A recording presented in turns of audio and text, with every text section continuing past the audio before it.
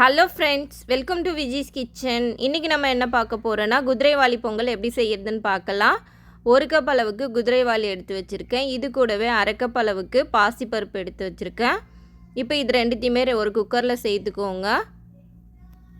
இதை ஒரு 4-5 தடவை தண்ணி ஊற்றி நல்லா வாஷ் பண்ணி எடுத்துக்கலாம். நல்லா கை வச்சு இந்த மாதிரி கலந்து வாஷ் பண்ணி எடுத்துக்கோங்க. இப்போ நம்ம தேவையான அளவு தண்ணி சேர்த்துக்கலாம். 1 கப் அரிசிக்கு 4 கப் அளவுக்கு தண்ணி சேர்த்துக்கலாம். சேர்த்துட்டு தேவையான அளவு உப்பு, துருவின இஞ்சி, 1 ஸ்பூன் நெய் சேர்த்துருக்கேன். கொஞ்சமாக கொத்தமல்லி தழை தூவிருக்கேன்.